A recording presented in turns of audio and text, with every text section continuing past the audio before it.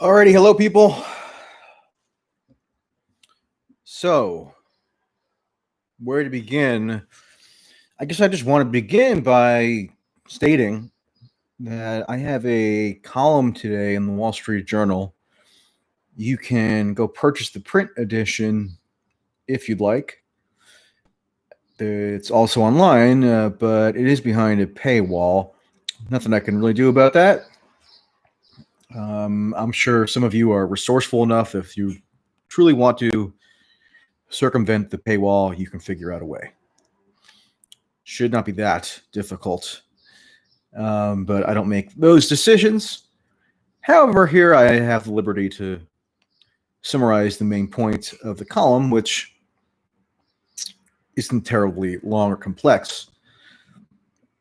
Essentially, and this column happens to apply to New Jersey, but it could apply to a number of other states, such as New York, Massachusetts, California, others, where, newsflash, there are still major lockdown protocols in place in these states.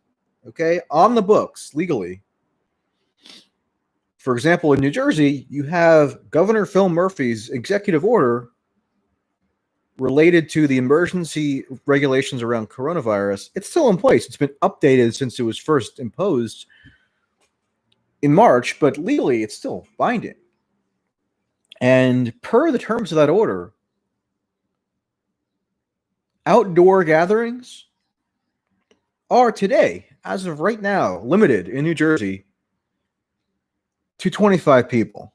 So if you have an outdoor gathering in New Jersey of any kind, you are subject to criminal or civil penalties potentially. That's what's on the books. You could agree with that or disagree with that, but you can't dispute that in New Jersey, that is the law of the land. Okay, and what is Phil Murphy doing? You know, Democrat, has high approval ratings right now, or at least did when they were last polled, because of public perceptions of his handling of the coronavirus situation. What did he do? Well, let me just read aloud to you some of Phil Murphy's incredible commentaries in the last couple days. This one is the most significant, and this is the one that is referenced in the Wall Street Journal column. He says, this is May 31st. Yesterday in New Jersey, protesters marched side by side with law enforcement in peaceful demonstration against systemic racism and police violence. Wow. He says, additionally, quote, we must march toward justice together. Okay, so what's Phil Murphy doing there? The dope. He's endorsing outdoor gatherings, which obviously have more than 25 people. I attended one, or I went to go observe one in Newark on that same day, Saturday. And guess what? There was no social distancing being practiced. It was impossible. People are crammed together in the streets for a unwieldy mass demonstration. And there's Phil Murphy, the governor of New Jersey, who for 3 months has been imploring citizens to abide by the emergency restrictions around coronavirus. And all of a sudden, overnight, this new political cause emerges, and Phil Murphy has a change of heart, apparently.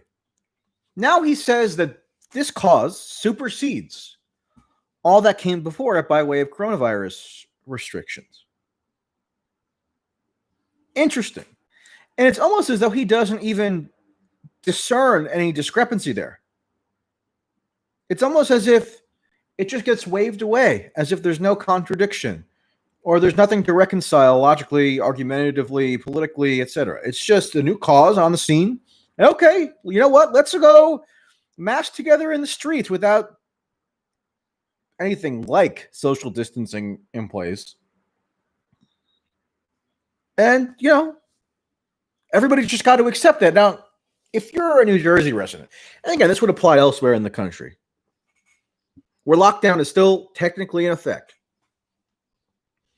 and for 3 months, you've reluctantly said to yourself, you know what? I'm going to accede to these coronavirus restrictions because we're in the midst of an unprecedented pandemic. I might have to endure some personal hardship as a result of this. I might lose my job, lose my business. I might not be able to attend religious services. I might not be able to hold social gatherings. I might not be able to do a whole host of things that would have been the ordinary course for my life. But given these circumstances, I'm willing to comply.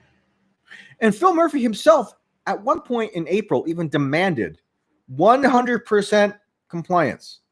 Let me read to you this ridiculous, in hindsight, demand that he issued. On April 6th. So, not that long ago, not like a lifetime ago. Less than 2 months ago. Quote, to all the jackasses out there who we now have to carry, get with the program. We know who you are, and we will not relent until we have 100% compliance. Okay? And now, fast forward, Phil Murphy is encouraging noncompliance. He's endorsing noncompliance overtly. It's just like, what? Am I going crazy here? I'm somebody who was in this category. I was of reluctant people who abided by the restrictions by and large. And now, any deference that the public might have to political officials asking or demanding by legal force that they comply with these restrictions is just out the window. It was sacrificed at the altar of this new cause. And when I invoke the analogy of an altar, I do that intentionally because there is a religious quality to this cause. What the cause is not even clear. People can't define the cause. There ostensibly was sparked by the killing of George Floyd in Minneapolis, which almost everybody instantly agreed was a grave injustice. Everybody can see the video. The police officer knelt on the man's throat while he was begging for his life for 9 minutes and killed him. Nobody that I'm aware of is even attempting to defend that or has attempted for the past week. Republican, Democrat, anybody, even law enforcement, near unanimously condemned it. And sure enough, the officer was fired, and he's now been charged criminally. Okay, so what's the cause here? Has anybody defined it with specificity? And not even that, you have to have a defined cause, but it's just like a lot of the fervor around this does seem to me to be dogmatic, meaning it's not amenable to reason in any recognizable sense. You just have this kind of conglomeration or confluence of disconnected beliefs that are converging, and then this justifies, for example, upending the entire pandemic protocols that we've all been living with for 3 months. Really? I mean, I live in Jersey City, New Jersey, okay? Jersey City is still under lockdown, technically, as per the governor's order, still in effect, and the mayor's order, Steve Phillip, still in effect. And guess what Steve Phillip did yesterday? He, like Murphy, yet another white guy, just saying, got on Twitter and proclaimed that he's going to go join a mass gathering. I don't know whether he did or didn't. I frankly haven't even looked into it. I have a copy of the Jersey Journal here that I forgot to look at before beginning the stream, which maybe would shed light on whether Steve Phillip followed through on his statement and attended this mass gathering. But Steve Fulop, the mayor of Jersey City, is violating his own executive order. Okay? Does that make sense to you? Does that at least feels like it should beget some further explanation? No, because it's an article. There's an article of faith here. And faith and reason are often in separate categories, that we don't have to have a big theological debate. But if you accept something on faith, if the moral virtue underlying what you're professing is of such certitude, then you don't have to go and explain it. It's like saying, I believe Jesus died on the cross. Okay, you believe that. That's a belief you have. It just seems like belief is guiding much of what we're seeing now. And of course, this unrest is very multi-dimensional. I don't feel as though I have a firm grasp on it yet. There's a ton of information to consume. You've probably seen the videos of incredible scenes all over the place. I did go to a demonstration on Saturday in Newark, New Jersey. And it was a little bit different than I think than many of the other actions that have taken place around the country, because at least initially it was sort of just a more conventional march followed by a rally. And then later on in the night, there was sort of a splinter group that gathered at a police precinct building in Newark and confronted the police. There wasn't a whole lot of chaos there. It was just kind of people standing around chanting, bottle thrown here and there. I did see some police tires slashed, but nothing of the magnitude that has happened in other places like Manhattan, for example, or Brooklyn, or Philadelphia, or Los Angeles, or even Salt Lake City. I mean, one thing that's crazy about this to me, or at least what's sociologically and politically fascinating to me, is that you can't really call these race riots. Race is obviously a component, but when you have Salt Lake City erupting into furor, there aren't a whole lot of black people in Salt Lake City. Sioux Falls, South Dakota, on Sunday, had what a local reporter described as the largest demonstration he had ever seen in Sioux Falls. And I don't even know if a black person's ever been to Sioux Falls. Okay, that's a joke. I'm sure there have been some, but like it's an overwhelmingly white place, obviously. And then, as per the typical formula, after the sort of more low-key, or at least non-violent, non-chaotic rally, later on, some people, they break into businesses, they do property destruction, other kinds of violence. And those were white people. Okay, there are plenty of videos, plenty of evidence. Some of the most aggressive, I guess you would have to use the word agitators, have been white. So to kind of invoke the historical precedent of 1968 or 67, that era, doesn't seem really accurate to me, because there's an ideological component here that also seems plainly operative. Hence, the multiracial composition of much of these actions.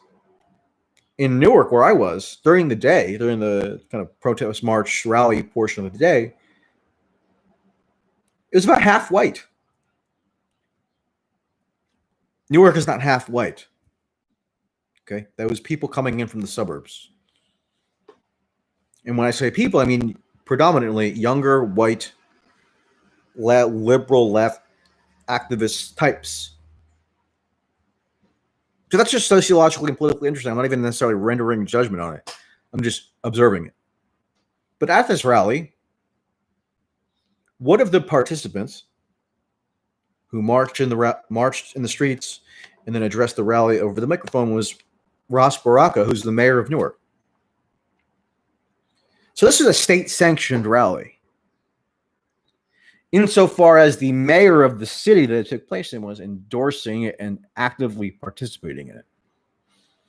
And I spoke to Mayor Baraka, and I quoted him in this Wall Street Journal article, and he conceded to me that the rally was a direct violation of the emergency protocols that were still in place in Newark, which has been hit hard by COVID.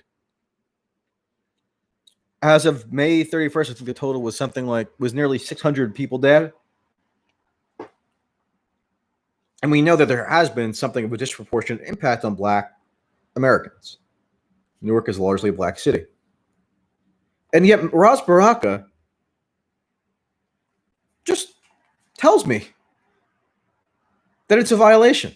So, like, theoretically, Ras Baraka, you'd think, could have been arrested or fined for violating his own executive order. I mean, does anybody find this bizarre other than me? I feel like I've taken crazy pills. And this is separate from whether you find the grievances of the protesters or the rally goers legitimate.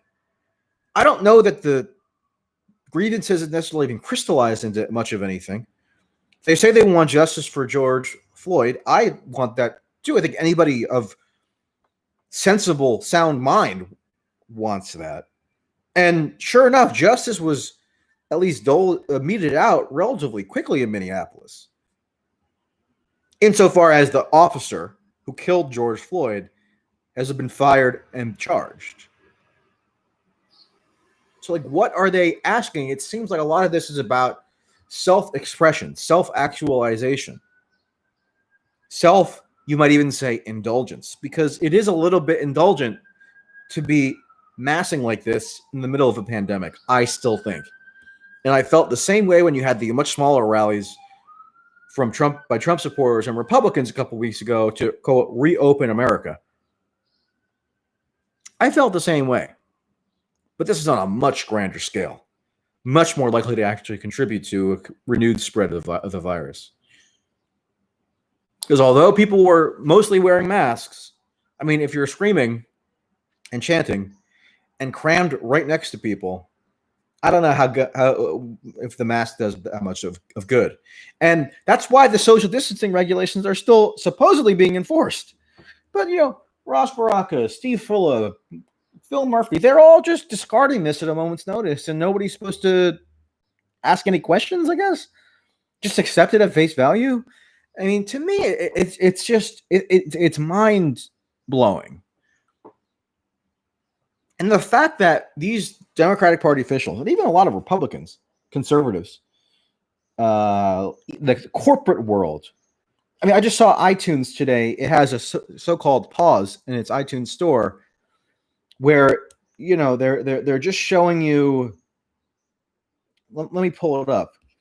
It says the show hashtag be paused, hashtag Black Lives Matter. Okay, and then iTunes is saying, quote, "We stand in solidarity with Black communities everywhere." Okay, great. So Apple Corporation stands in solidarity with Black capital B communities everywhere.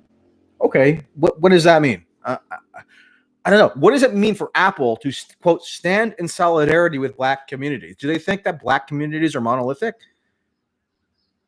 Do they think that Black communities all share the same views on every issue? Are they aware that even within the United States, there are differences between Black communities? Do you think Caribbeans and people of Caribbean descent in New York have the same views on everything as people of African-American descendant of slave descent in the Deep South?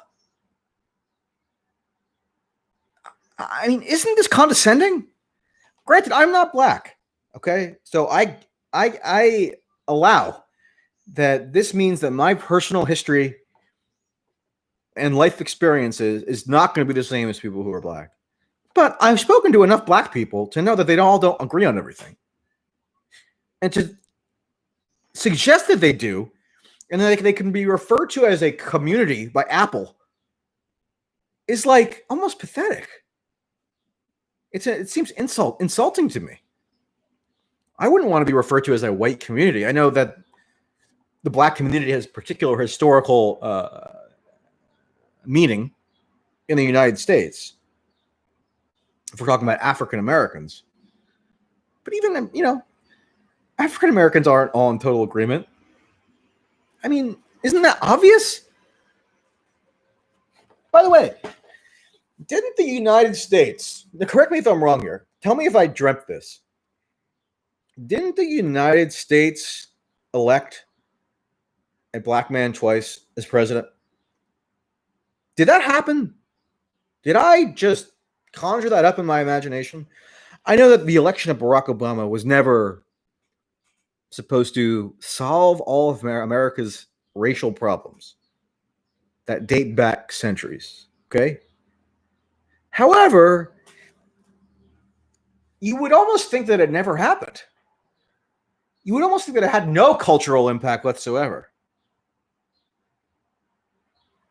given some of this rhetoric. I don't deny that there are racial disparities in law enforcement, in drug prohibition in particular, in other areas of American life.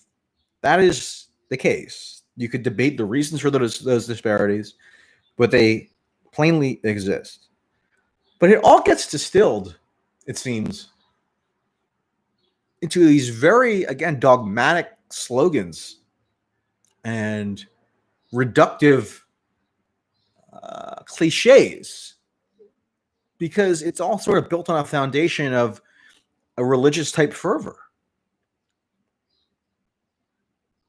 Is it not? Am I wrong here?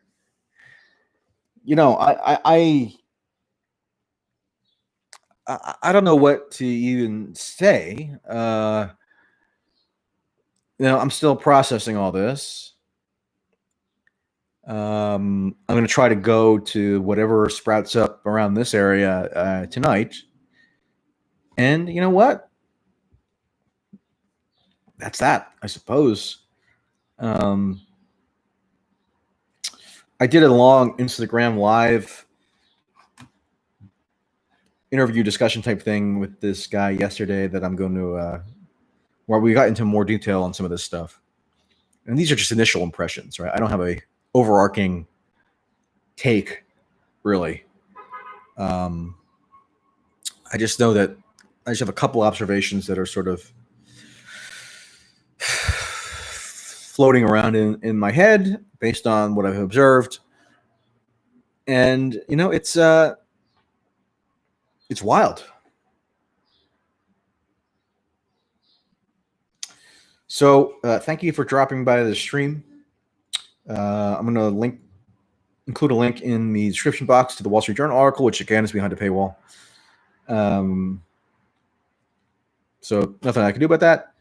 As I mentioned on Twitter earlier, if you appreciate my perspective, if you appreciate anything I produce, be it on this YouTube channel, be it on my podcast, which has been dormant for a while, and I was going to revive it, but then went under lockdown. It didn't seem like people were really listening to podcasts because they were inside. Maybe I'll have to rethink that soon, but that's still available for you to subscribe to technically on iTunes. Whether you like what I put out on Twitter, what I write in terms of articles, please consider a contribution through Patreon or PayPal. It doesn't have to be much, whatever is within reason for you. But because I don't have a corporate media sinecure, I'm not a member of one of these journalism institutions that are sort of hobbled by social pressures and groupthink, where you're sort of dictated what you can say and believe about events as they transpire. And that's a major, major problem in media. You can agree with me or disagree with me. I'm always willing to engage with people in good faith.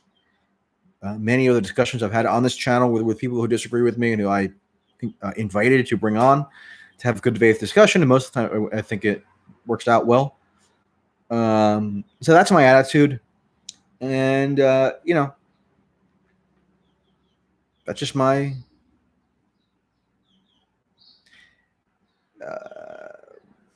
that's my pitch to you.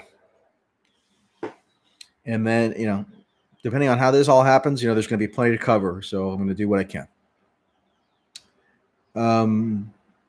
Okay, so I'm going to leave it there for now. Stay safe, which I usually say ironically, but I guess now it actually applies in a more visceral way. But most importantly, above all, stay cool.